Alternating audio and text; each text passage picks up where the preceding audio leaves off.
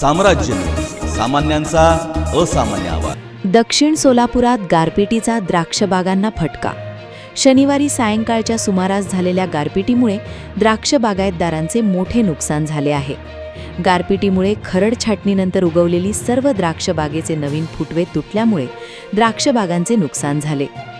गारपिटीमुळे द्राक्षवेलीचे पाने आणि नव्याने फुटलेले शेंडे तुटून गेले आहेत।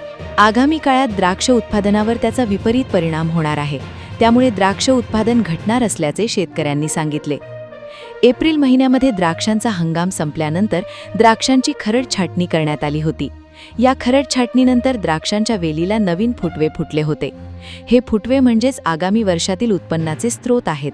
मात्र ज्या नवीन फुटव्यांना द्राक्षाचे घड लागणार होते त्याचे शेंडे आणि पाने गारपिटीमुळे पूर्ण झडून गेले आहेत। त्यामुळे द्राक्ष बागायतदार शेतकरी हवालदिल झाला आहे। शेंडे खुडलेल्या आणि पाने झडलेल्या वेलीला द्राक्ष घड लागण्याची शक्यता कमी होते आणि लागल्यास त्या कमकुवत राहतील आणि त्याचा द्राक्ष उत्पादनावर विपरीत परिणाम होणार असून द्राक्ष उत्पादन घटणार असल्याचे द्राक्ष उत्पादक शेतकऱ्यांनी सांगितले। कुंभारी, वडगाव, दरगनहेळी, होटगी स्टेशन, यत्नाळ या भागात मोठ्या प्रमाणात द्राक्ष बाग आहेत।